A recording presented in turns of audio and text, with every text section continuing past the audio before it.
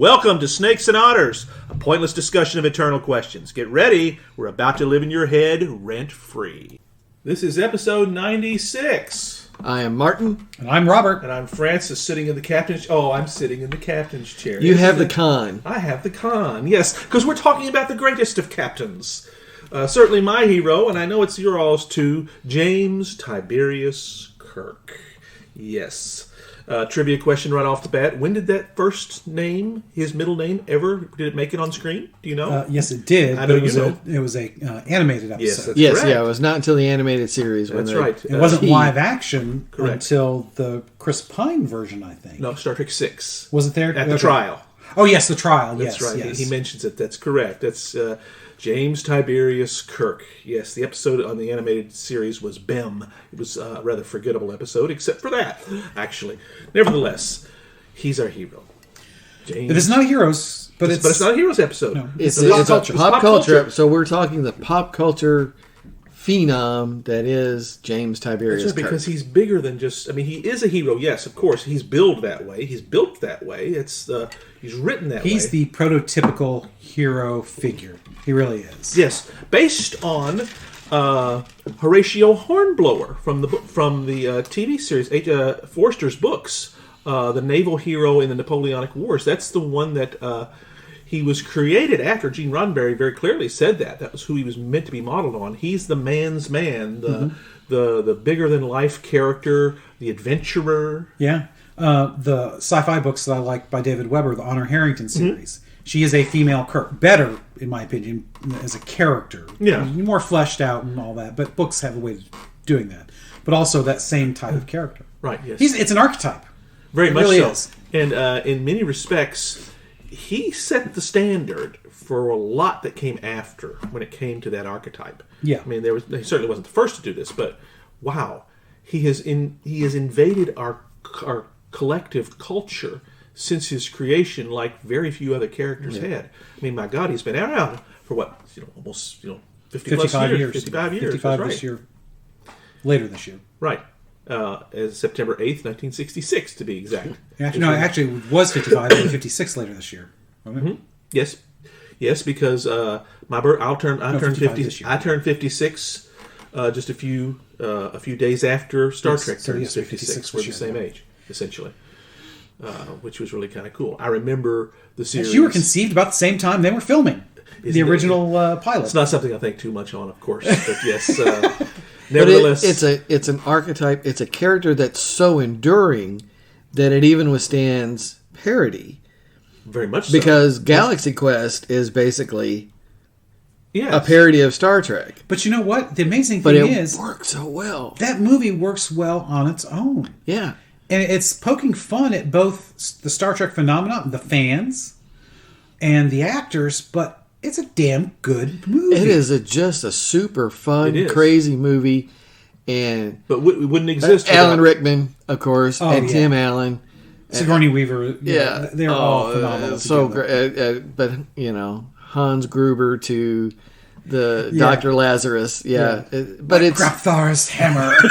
I shall avenge you. Well, yes, I'm glad you did that, because I cannot do justice to that. You did a very good job with that. But it's such an archetypal character that it withstands that. It's not only spawns it, but then it's... Well, not only... It was a loving parody that worked. Right. Well, and not only that, but now the Orville. Yeah. The Orville is some of the best Trek I have ever seen. It is. It is very good. Seth Rogen deserves a lot of credit for doing it's done it well. comedically. Rogen.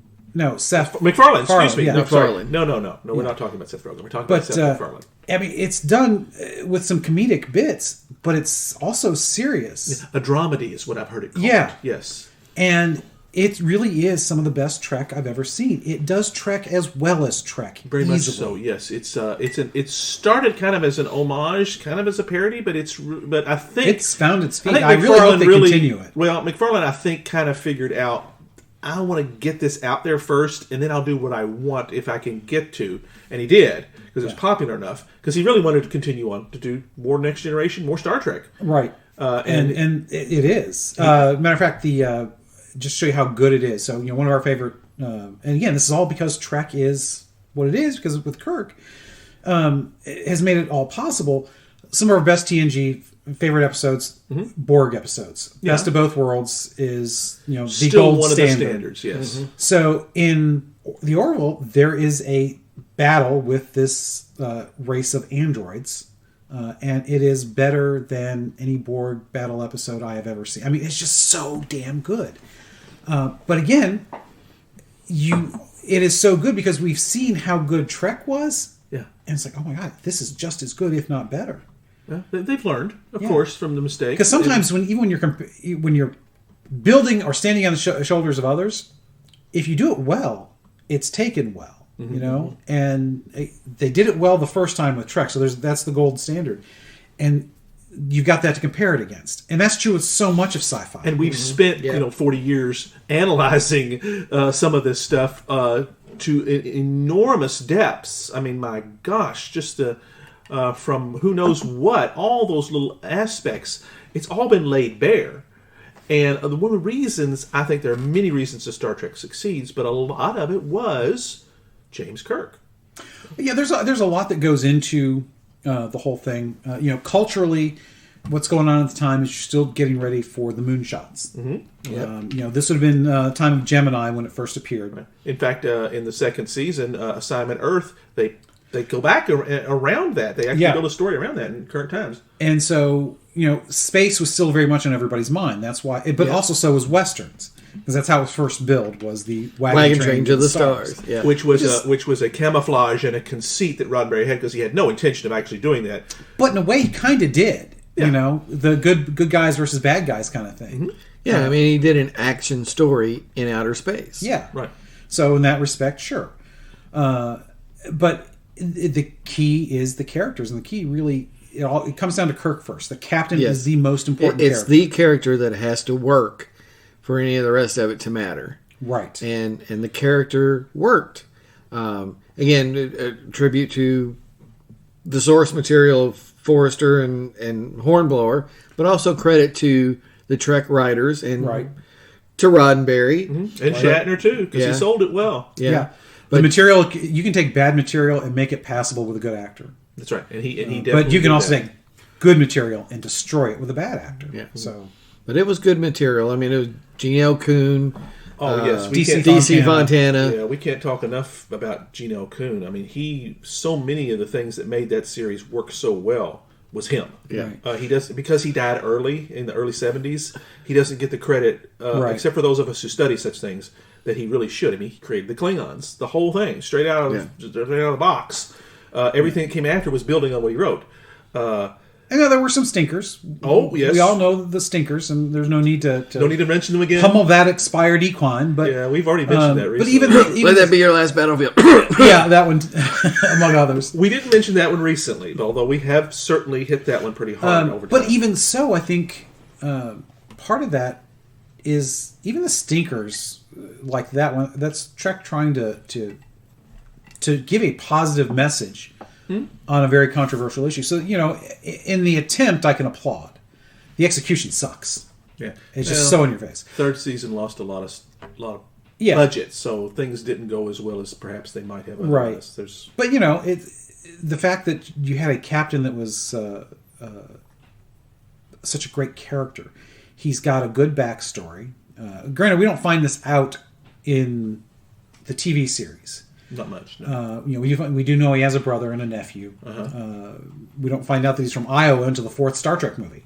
Correct. It had been written in many novels in the 70s. Right. And they kind of eventually made the town in Iowa, and I'm not sure how this happened, but Riverside.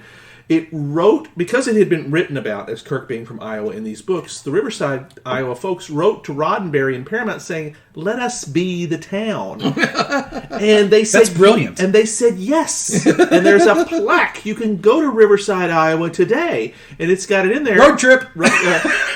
That might be worth the trip, gentlemen. It's right. Future birthplace of Captain James T. Kirk. And it gives his birthday, which has been established by this point. And that's just the way it is. And it took them a while to actually put it on film. Whatever helps the town bring in a couple of bucks. Exactly. That sounds cool. Well, Metropolis, Illinois is famous for their Superman Museum because it's the name of where Superman was at. They've got quite a big business. It's a nice place, actually. Yeah. So, Kirk,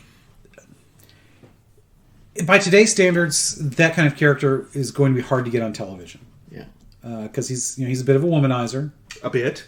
He's the standard for womanizers in many ways. Trying to be, yes, definitely. Well, that was part of the character. Yeah, he's a horn dog. He's a horn dog, and even green chicks. Sometimes, especially green chicks. Yes. And they actually kind of made almost a parody of that in the first Chris Pine TV movie. That's what he's got. He's got him a green chick, an Orion girl. There with him, which is we presume she's Orion. Well, yeah, I mean it's a presumption. Yeah. But the character he's got a lot of great qualities. He is above all a decent man.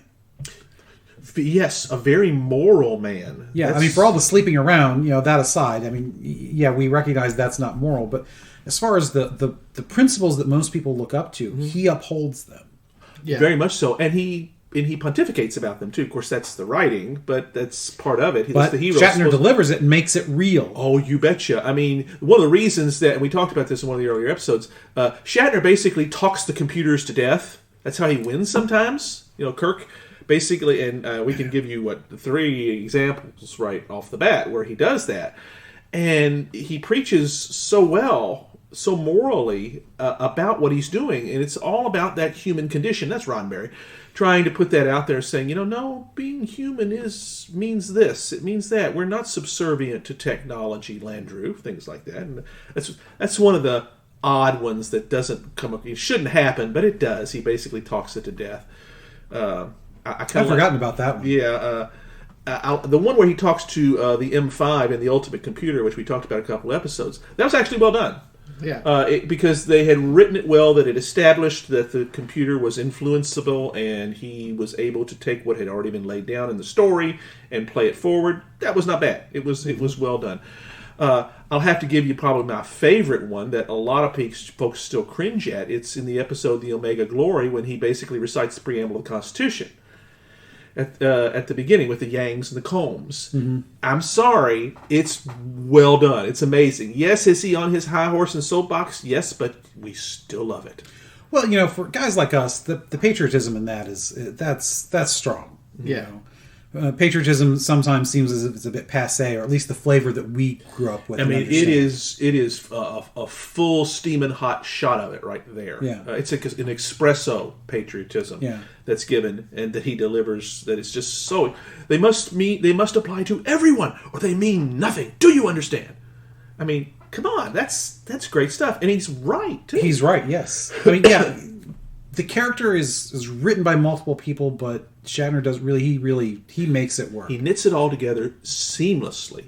That you can never tell that it's written differently by different people, because Shatner makes it work. Yeah. Shatner makes it work. Exactly. Well, part of that is if you have good enough writers, they'll figure out what the character's voice is. Uh-huh.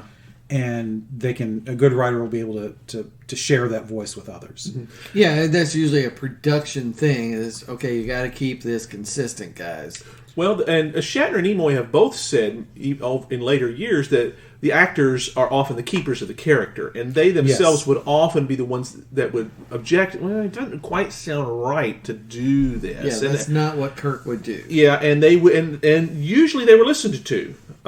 And they would make things change. In fact, there was one they talked about, Nimoy talks about, is The Naked Time in the first season, where they had written, John D.F. Black was the writer, he had written a scene that was kind of silly, where Spock was going to have the guy running around with a paintbrush was going to come up to him and paint a mustache on his face, and Spock was going to wail.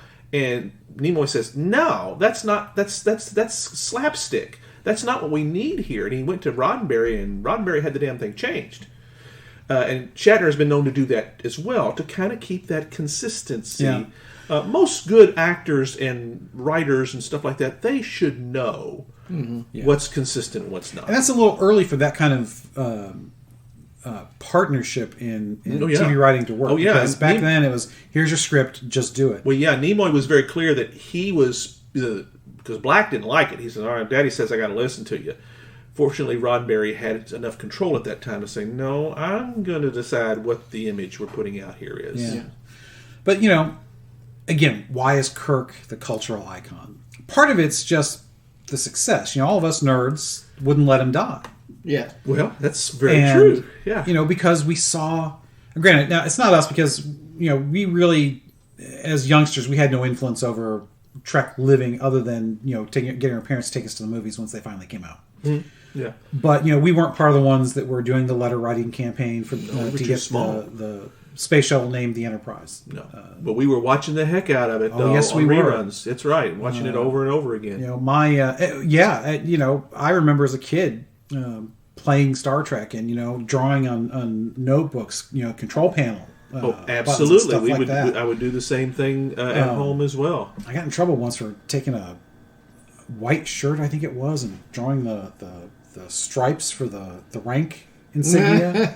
we had some old shirts that were color. One was gold and one was blue and one was a lighter blue, and I gave my two sisters the others. And of course, I'm the captain. Of course. And it was actually pretty darn cool. We were able to come up with whatever we would do, and it was really fun. Yeah, and I think the reason that he's enduring is just that. He was the kind of character you could aspire to be. And that's important. We talk about... He's the hero, not just because he always won, but because he was ready to win. He was heroic. Yeah, he was heroic. And that was worth aspiring to. Yeah. He always had the plan, like we talked about in the quotes episode. There's a plan. There's a reason there are possibilities, because I've already planned them all out. Mm-hmm. Well, there's an interesting line in the first pilot that Gary Mitchell talks to Kirk, and the characters... Second pilot. The second pilot, yes, right. Gary Mitchell talks about Kirk as being the stack of books with legs at the Academy. The character was still a little embryonic at the time, but it really lays out one of those areas about Kirk. He is amazingly knowledgeable. He is a brainy guy. He understands theory. He understands literature. He understands much to science. Spock's consternation, he does understand logic. Very much so. And that's why he's able to work with it so well. because Kirk is, he is extreme.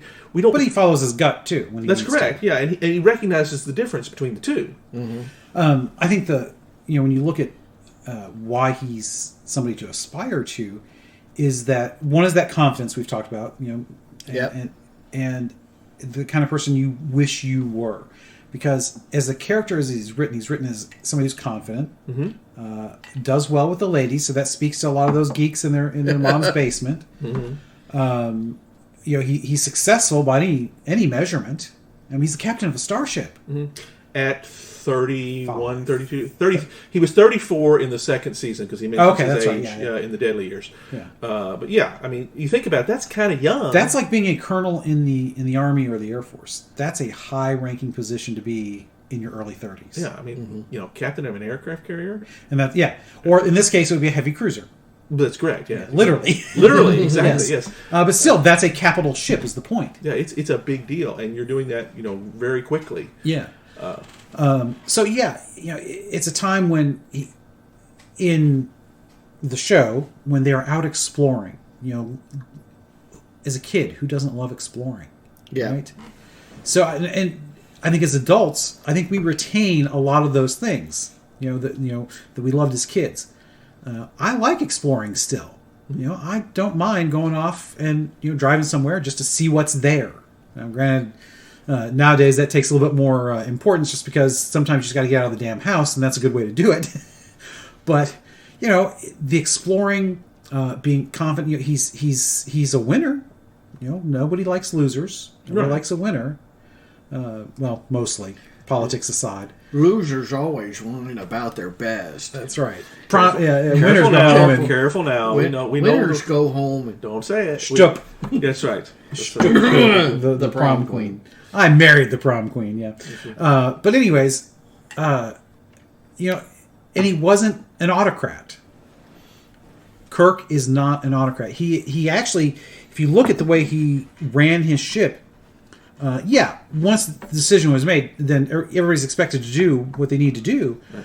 But he had a team of advisors in McCoy and Spock, and he listened to them. Mm-hmm. Although one of the great quotes that I saw when we were doing the research for the Code of Honor episode was, the great thing about being captain is that I don't have to actually listen or to use any of the advice that people give me. Yeah. Right. Give or take a little. Yeah. Which is very true. You can strike out on your own. But he did. Yeah, it's a prominent part of the first film. And again, we understand the criticism of the first film not being an action film. But when Decker confronts him about, you don't know this ship, he realizes, okay, I can't bulldoze Decker. Decker's right.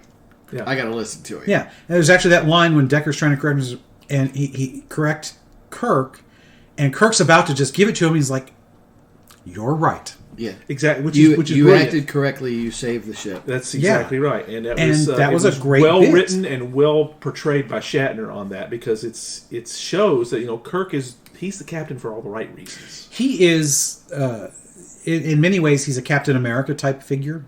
Mm-hmm. He's the guy that is willing to do whatever it takes to win, and not just win for selfish reasons or for glory, but for what's right. Mm-hmm. You see him defend the defenseless. Yeah. He is not somebody who's going to run from a fight unless it makes sense to run from the fight. And he'll make the hard choices too. And he will make the hard choice. Oh, you remember one of the ones that if you study this very much, you kind of go back to the episode Taste of Armageddon, where he orders basically the destruction of the planet Amini R7 unless they release their hostages. And the end of the episode talks about, well, did you really want to do that? He said, you were taking an awful chance. He goes, no, I knew they'd come through. I knew that the actual war would scare these people more than anything else. Yeah. And right. Yeah. And so it was, he justifies it. It's a bit of a prime directive violation. Well, he's been known to do that more than a few times. Yes, that's right. Prime directive and temporal prime directive violations. He's done more than a few. Which is, again, he's not. He doesn't. Again, this is one of those things that as Americans we like the maverick in him, because while he respects the rules, he's willing to bend them. Yeah, if he needs when to. Necessary. Yeah. To me, the central thing with Kirk, at least of the films anyway, the very center that all of it revolves around is the end of Star Trek 3. He says, they've blown up the Enterprise. Yeah. He says, my God, Bones, what have I done? And Bones tells him the same thing you always do. Yeah. You've given us a chance. That's right. Yep. Turn death into a fighting chance to live. Yeah. You've given us a chance. The same thing you always do, Jim. Yeah. That was very, very Kirk and McCoy. That was not Shatner and Kelly. Because sometimes that comes through in those later movies. You can see them, they've kind of, it's them. Not to disparage the acting, because it was really, really good, but the way it was written, that was so Kirk. Yeah, that was very Kirk. We've seen many times he's been willing to blow up the Enterprise, but apparently he never thought he'd ever have to go through with it. Right. But this time he did. But why did he do it? For Spock. Mm-hmm. He did because it for the needs his of the friend. one outweighed the needs of the many. For which the was, few. of course, that's right. Which was a brilliant way of bringing that all back around. I love Star Trek 3 more and more. It was not the most successful, but it was an odd-numbered movie. That's why. But it was. But it did well.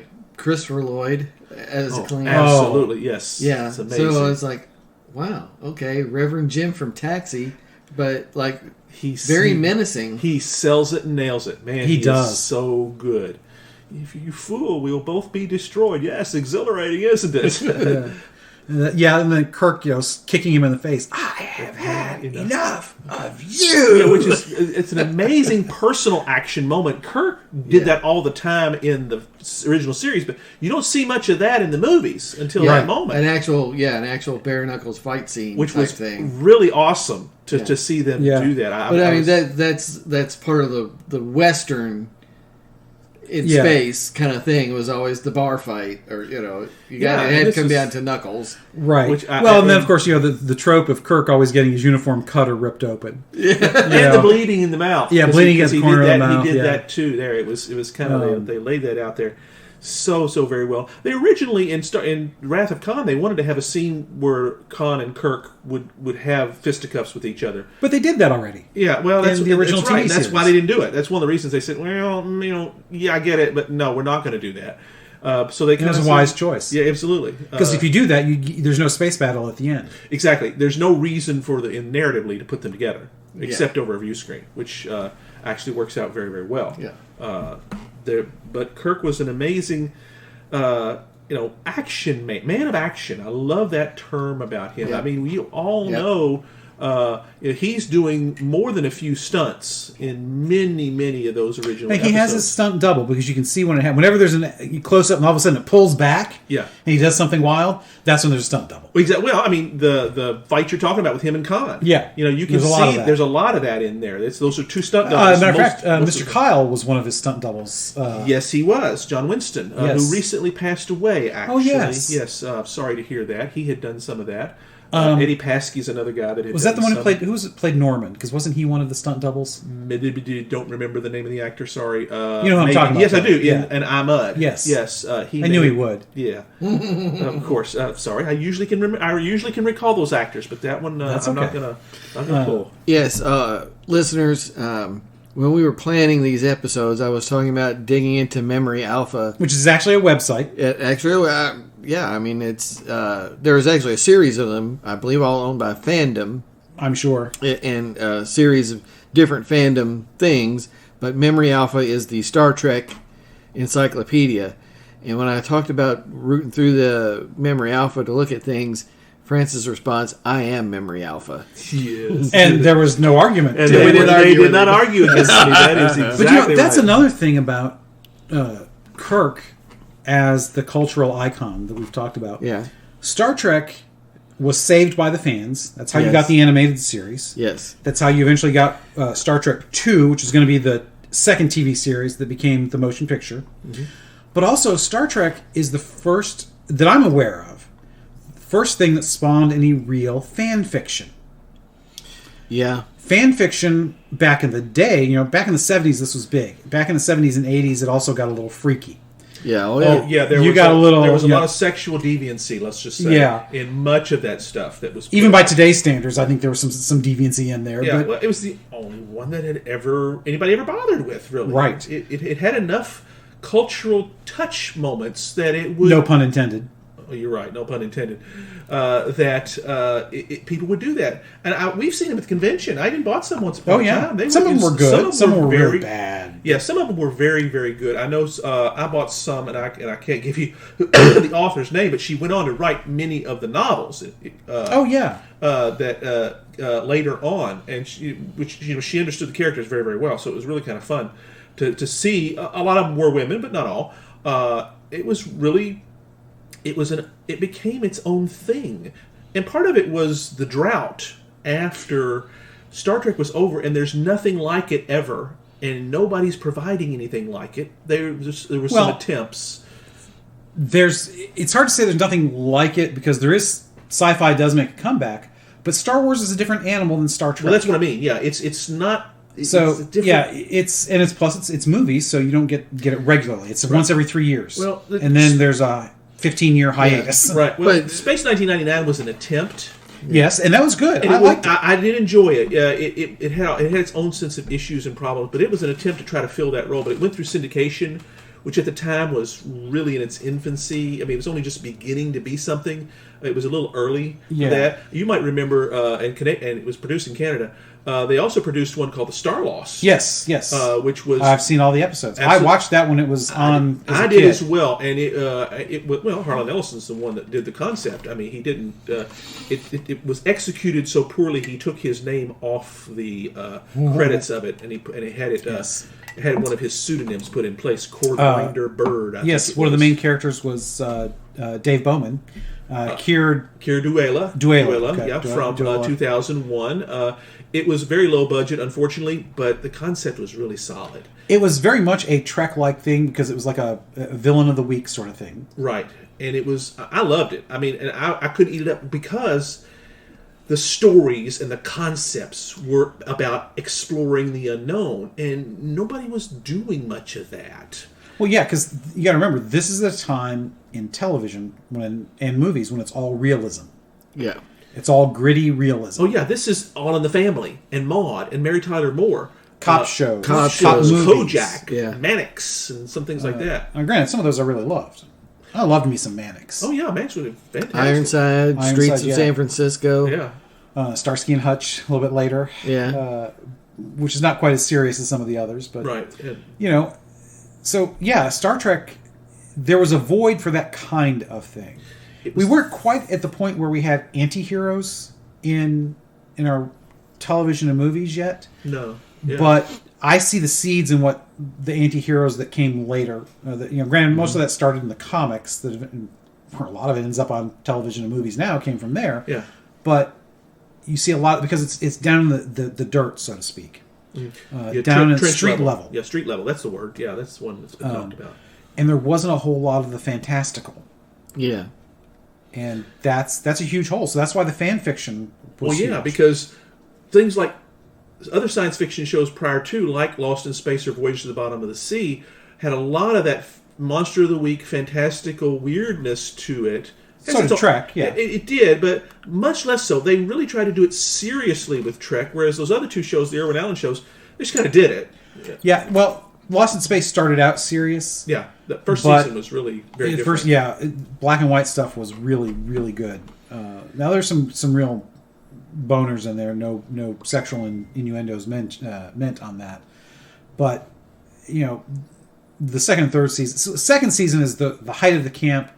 Third season was an attempt to get back to the seriousness. The vegetable revolution aside. I was going to say, you got to talk about that. Well, Batman was big at the time. Camp was at a Camp was big. high level Yeah. at that time. So that kind of... But Star Trek didn't ever succumb to that. Yeah. It could have, Spock's brain aside. Actually, it was not a bad episode at certain parts. I don't think there were enough good parts to outweigh the bad I parts. know. It's kind of reviled as the... Well, it's just that it's so ludicrous. But exactly, that's the thing. If they'd have done it so much better, but anyway, we're not gonna go off on a Yeah, tangent. this one's about Kirk. This is about Kirk. That's right. One thing I love that I thought, and we talked a little bit about this in the Shatner episode, is that they did an animated series of Star Trek in the early 70s, Yeah. which I ate that bad boy up on Saturday morning. It was written the same by the same people. Roddenberry was very tight on the controls on that. Yeah. Because this is right when the syndication and was going on, and it became Trek was a thing now. So he was able to parlay that into an animated animated series of 22 episodes that were phenomenal. Which is basically just one season. Yeah, well, it was split into 2 seasons. Oh, was it? It was, Okay. yeah, but the last season was like 6 episodes. Oh, okay. Because the way Saturday morning did in those days, basically you only got, if you got 2 years, you were lucky. Most time it was just 1. Yeah. But they would do. Well, it's hard to dethrone the Bugs Bunny show back then. Yeah, and they would, because animation was expensive. They would do these things and they would run the heck out of them. Yeah. They would rerun them constantly.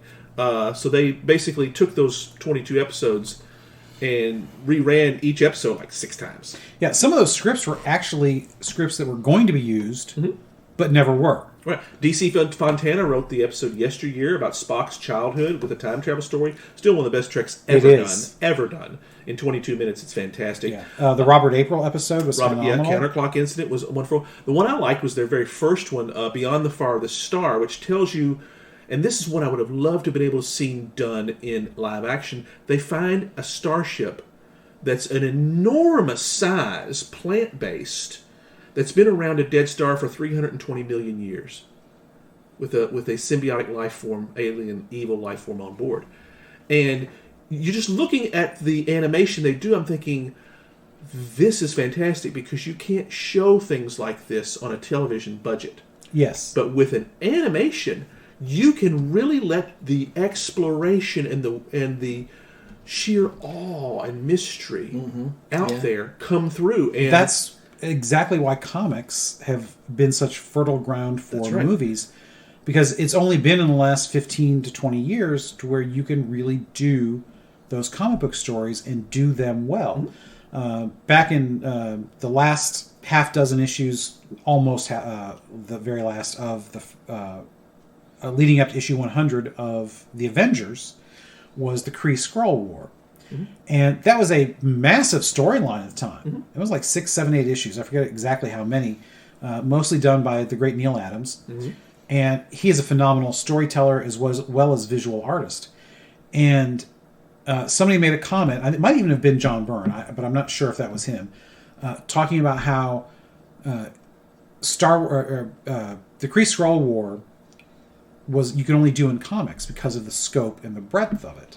Yeah. It's like it would be even in when you got to Star Wars level of technology would have been difficult. It was that big and complex. Mm-hmm. Now you could do it because as we've seen with the Marvel movies, you can do that big complex stuff now. Mm-hmm. That's right.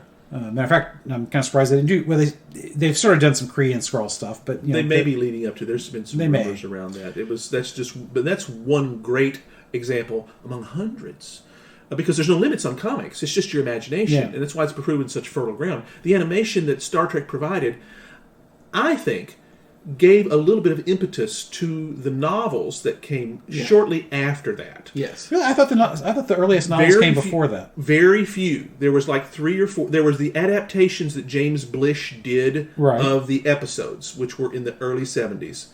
And he wrote one novel, the very first one, Spock Must Die. Yes. And it was like 74, which is right around that same time. Yes, because it was like 73, 74 for that cartoon. Exactly. And and it was only with the motion picture that Pocket Books acquired the rights. And from that point, you had Trek novels forever. Now, speaking of Trek novels, I want to call out, I think, some novelists who got Kirk right. Yes. Diane Carey. Diane Carey's an excellent one. Yes. She got Kirk right. We met her, yes. She was one who famously said at one of the conventions, complaining about, I don't know why, she was complaining, I don't know why Roddenberry's so dead set against Starfleet being the military. It's like, they're not shooting spam out of those photon torpedo banks. Yeah. But she got Kirk, I think, extremely well. Better than, I think, many of the... Now, granted, I've not read all of those books, but she just struck me as one of the better. Mm-hmm. And that was a long time ago. Oh, yeah. I mean, if we wanted, we could probably do a whole dang on episode on some of these folks. Yeah. Diane Carey did some great stuff. Vonda and McIntyre did some great stuff. Yes, Vonda McIntyre was great. Yes. She got Spock really well. She did. She kind of... Certain authors would kind of get certain characters really well. Sandra Marshak and Myrna Culbreth wrote some of the Bantam books, which there was only a handful of those. Bantam got the rights to them in the mid-'70s, and they put out a few that were put out, and they got Kirk very, very well. They actually had him get cloned at one point. And you've got these... You end up having 2 Kirks. Who was the author that did the Romulan books? It was... It was a woman. I want to say Diane Carey did some of that. Because in Final Frontier she did some. Well, she did some of it, but this is centered extremely on the Romulans. You're talking about My Enemy, My Ally. I think that's Diane Carey. No, I don't think that's Diane Carey. Diane Duane. Diane Duane is who that was. Sorry, I knew it was right. She did several that were Romulan. Different authors would just focus. I know you're glazing over. For those of us that I'm letting the guys go total nerd here. Yeah, I mean, just say there was a lot of great fiction written, and because Kirk is such a fertile character, right? And almost every one of these, of course, but is Kirk-centric. There's very little until the Next Generation comes along. He's the only captain. Right. Yeah. I mean, Spock has his moments. Don't get me wrong. There's some of those books were written there. A few of them are actually almost only Spock. But the best is Kirk and Spock together. That's correct. Yeah, that's correct. Along with McCoy. I'll give you a little trivia though. Of all the original Star Trek stuff with the original crew, one episode didn't have Kirk at all. You know the answer. Well, the original pilot didn't have it. No, I'm not talking about that. I'm talking about since that point forward. Animated episode. Animated. I'm thinking live action. I understand. I don't want to. The slaver weapon. Yes. It was Spock, Sulu, and Uhura, and they stole some. Well, he wrote it. Larry Niven wrote about this alien race called the Kzinti, these cat people, which he'd written oodles and oodles of books about, and he kind of brought them into the Star Trek universe in that episode. Fantastic episode. One of the very, very best they did. In fact, it even got. In Star Trek Picard, they even mentioned it, the race, finally, just recently, in the live-action stuff. Again, this is not a knock on Patrick Stewart, but I just don't like Picard as much as I like Kirk. Partially that's, I'm sure, that I grew up with Kirk. Picard is a much more cerebral, let's negotiate our way out of this. Yeah. And that's a stereotype. Sure, and that was deliberate. I know that they wanted to make sure this is not a Kirk clone, and that was Roddenberry for certain that he wanted to make sure. Well, and that's something that they regularly would skewer somewhat too. Well, they tried to make Riker the Kirk clone. Yeah, Right. And Jonathan Frakes, I'll give him credit. That first season, he'll even say so. His portrayal was just not the best because he was still finding his footing. But by the time he grew the beard in that second season, The beard helped. it let him be Riker. And from that point forward, the character was awesome.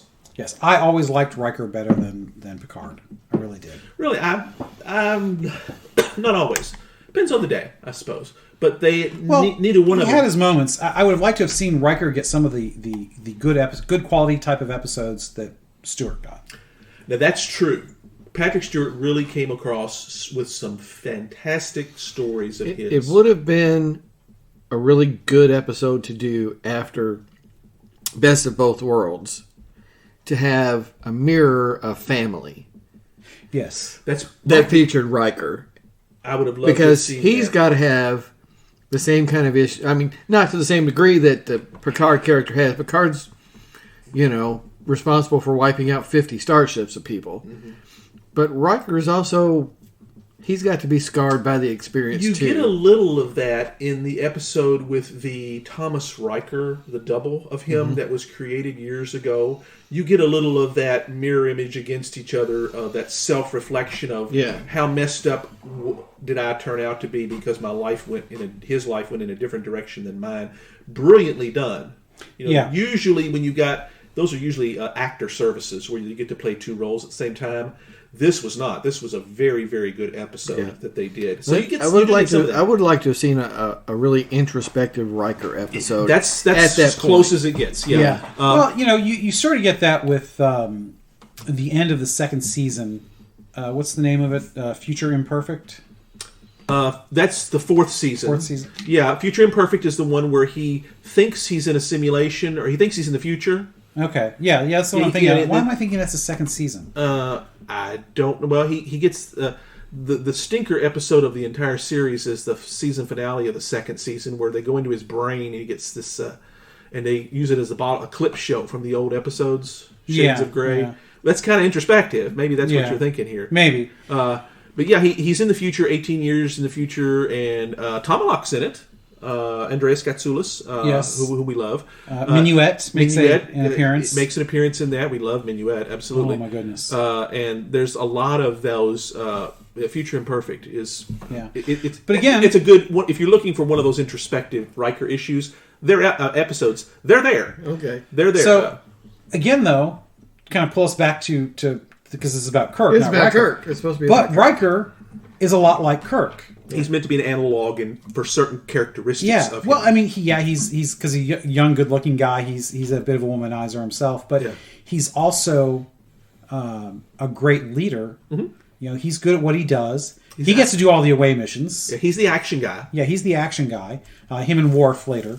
They although Worf keeps getting, when he kept getting beat up by grannies, that was kind of disconcerting. Second season had his share of problems. That yes, was it one did. Of them, yes. But again, it goes back to Kirk is that gold standard that you compare them against. Yeah. He really is. Yeah. And if they come out pale, then you don't want to do. Yeah. Exactly. I mean, for God's sakes, James T. Kirk takes on a Gorn by himself on the desert planet by the Metrons and blows him down with a handmade cannon that he figures out just because. That's about as badass as it gets, folks. And then he takes and turns around and says, "No, I will not kill you. Maybe you were just protecting yourself when you attacked the base on Cestus 3. No, I won't kill him." And of course the Metrons come down and say, "Hey, your species might have some promise here. We didn't expect that out of you." And and Kirk says, "Well, maybe in a couple thousand years, maybe we'll be able to prove it to you." Yeah, now it's interesting because there are occasions when you do have the opposite of that written. So Star Trek 6 is a great example. Mm-hmm. He hates the Klingons at this point because they killed his boy, right? As he likes to say in that, which they did. But in a way, it seems so anti-Kirk, because it's although Errand of Mercy, he was fighting for the right to kill Klingons there too, so he's never really been a fan. Yes, but those kind of things stand out because they are not the norm. And he recognizes that because there are times that he says at the very end of Star Trek 6, I love it. He says sometimes people are frightened to change. Yes, afraid of the future. Afraid of the future. And Azet Boor, the Klingon chancellor, she says, "You've restored my father's faith," and he says, "You've restored my son's."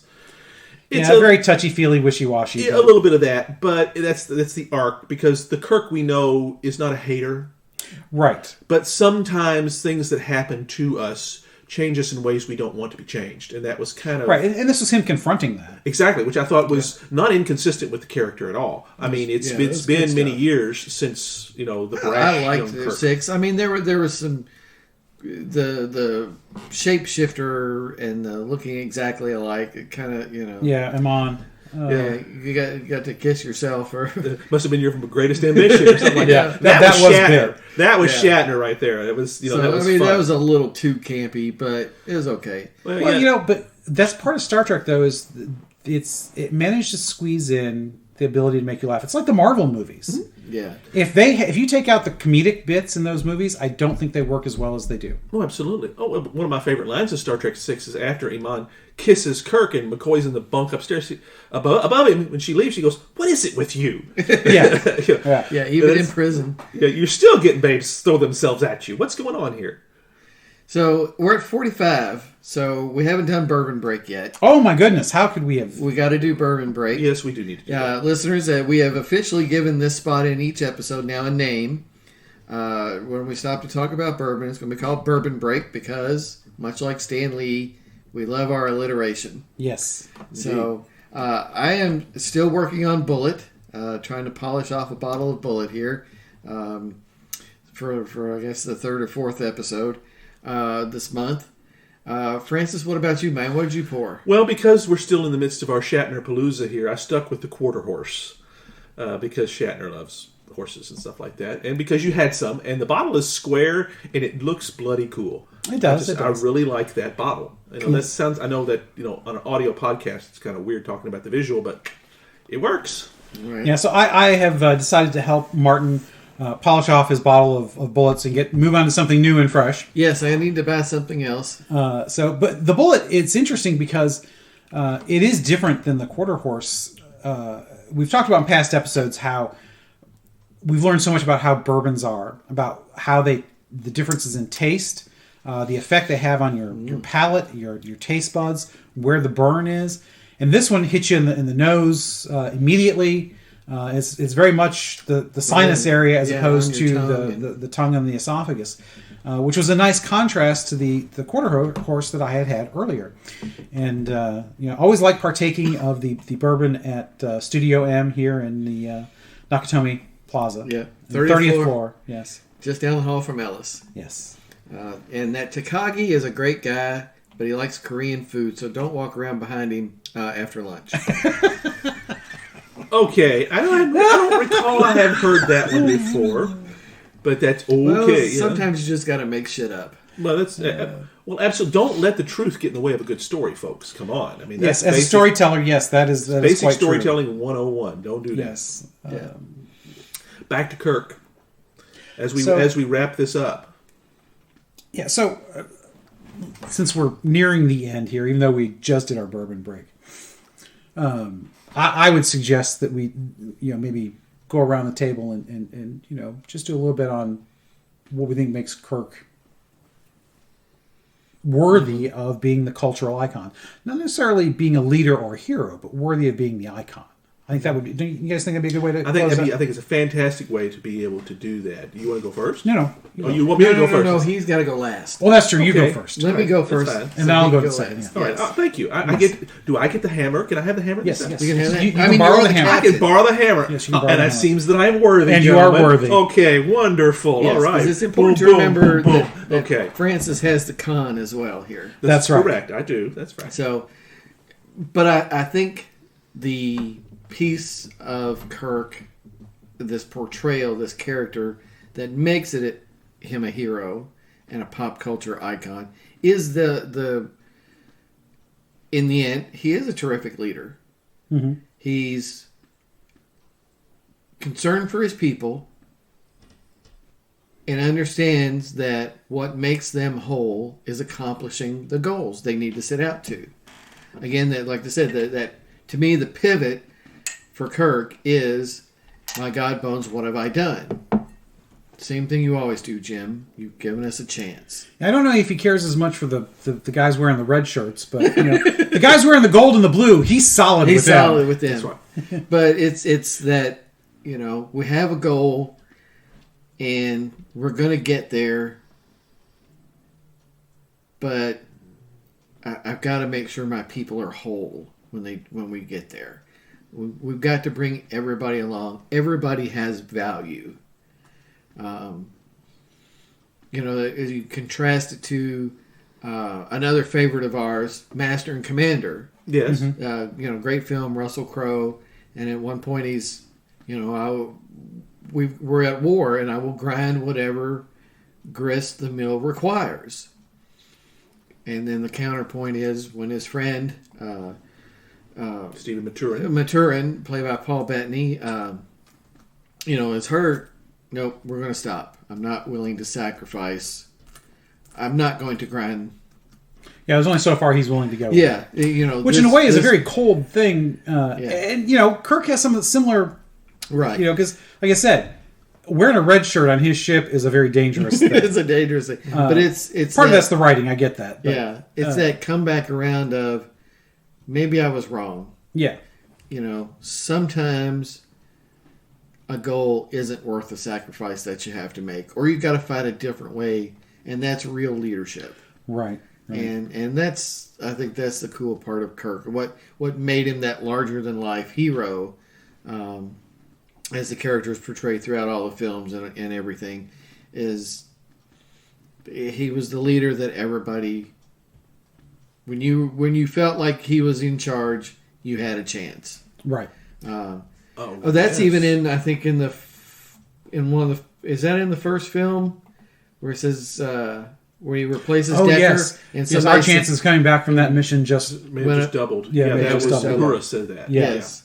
Yeah. So, when Kirk was in charge, you felt like it was all going to work out. Right. The interesting thing about Kirk is, his leader. He is not, as we've seen, because it's the way he's been written, he's meant to be on the bridge of the starship. He is not the guy making all the plans. He's not the admiral directing the fleets. He's much more hands-on. Yeah. Especially with the ladies. Sure. But he's that leadership, but it's not the kind of leadership that you sometimes think of. It's a little bit more lower level than the grand vision kind of leadership that we often think about. But that's sometimes just as important or more important. Yeah, because those are the guys that get things done. Those are the guys that take the hill.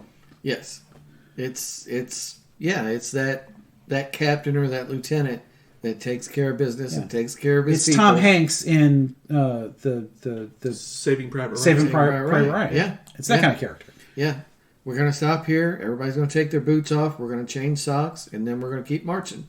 Everybody take care of yourself. Get some water, and then we're moving on, because that's the only way we can come out of this alive. Yeah.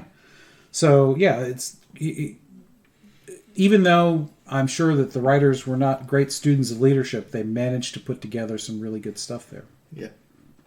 Amazing. So I think the cultural icon part for me, what makes him so great as one, is so much of his character is uniquely American. Even though it's supposed to be written in a multinational, multi-species environment, he is still pardon.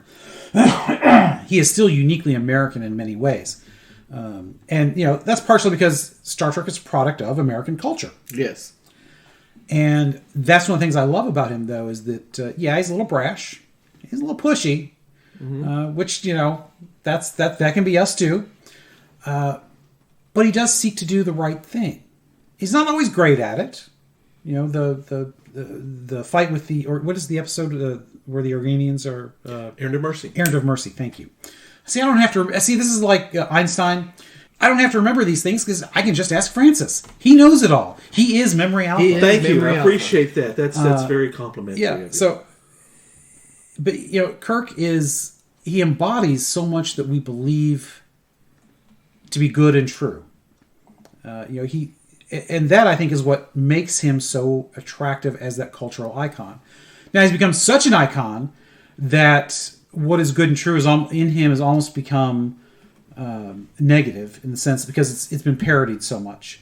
And what we saw as good and true in him are not exactly in vogue today, anyways. Yes, yeah, and I don't mean the womanizing part. That part's never really in vogue. But still, though, those ideals and principles. He was a principled man. Kirk is a principled leader, and that's what makes him speak to so many different kinds of people. A lot of people talk. Well, Trek is very egalitarian. Everybody has a place.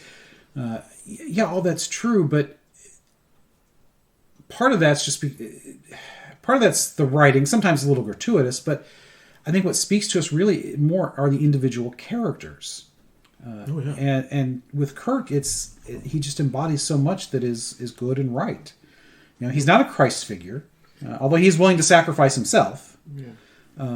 He's a little bit too gauche, maybe, to be a Christ figure. I don't know, but but he's that guy that you want to follow. Mm-hmm. Right, because he's going to learn and grow along the way too. Yeah. And that's great because we've seen that. Errand of Mercy is a great example of that, where the Organians are trying to prevent the Klingons and the Federation from having a war, and eventually they're Kor and Kirk are basically saying, we don't need you. Yeah. To keep us from doing this. If we want to fight, we will. We don't need or like in with Kang, when the being Day of the Dove. When they tell the being that's trying to get them to fight, we don't need your help to hate the humans. That's right. And which when Kirk and Kang are both arguing, you can see Kirk realize, well, that's a stupid argument. Yeah, but it works. It was an amazing both of those episodes. Both Klingon episodes, both very good episodes. Very good episodes. You just knew that Kirk was the kind of guy that was going to be in your corner. And I think that speaks a lot to the type of character that he is. What makes him heroic and that icon. Plus, who didn't want to be him? Yeah. All right, man.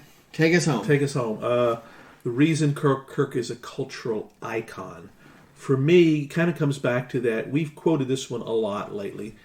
There's an audacity to him that you should find off-putting, but you don't. There's a confidence in him that you should find off-putting, but you don't. Risk is our business. That's what this starship is about. That's why we're aboard her.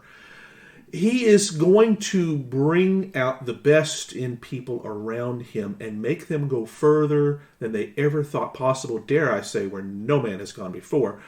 Because he's got a man of vision. One man with a vision. How you like this? I'm wrapping all these quotes up all here together. But that's exactly what's so great about him is he recognizes the vision, the truth, and the goodness inherent of it, and is willing to pass that on to others and bring them along with him. That's why he's a hero. That's why he's a cultural icon. Because people, like you said, people want to follow him. They want to be him. They want to be like him. They want to be on his team. And apparently they want to sleep with him when you look at the fan fiction. There's some of that, I suppose. But hey, it would have never been written if it didn't have some ability to take right. They captured lightning in a bottle with the show and the character.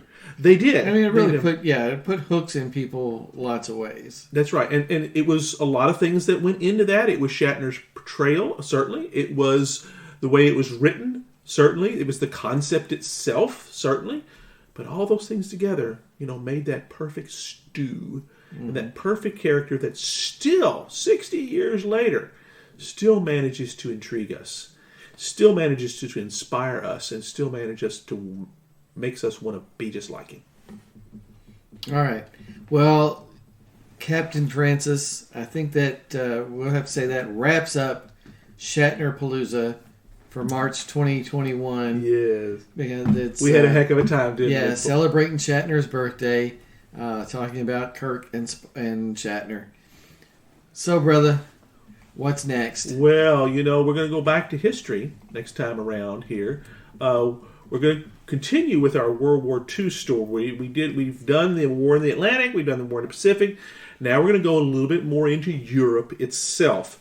The war in the East is essentially where we're going to go. The biggie. The big dog daddy, the Eastern Front, as they used to say in Hogan's Heroes. Be good, or we'll send you to the Eastern Front. Well, there's a reason for that.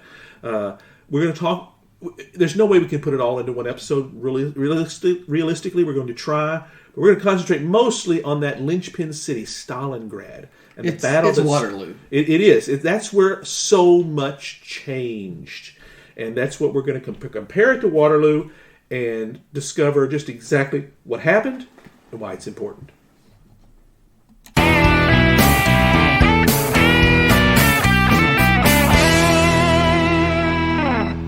Hope you enjoyed another pointless discussion of eternal questions. Remember, new episodes published every Friday at noon Eastern. Spread the word. We're on all the major podcast platforms. And leave us a comment or review because that helps others find us. We're on Instagram, Twitter, as well as our website, snakesandotters.com. I'm Martin. And I'm Robert. And I'm Francis. Join us next week. Same snake time, same otter channel.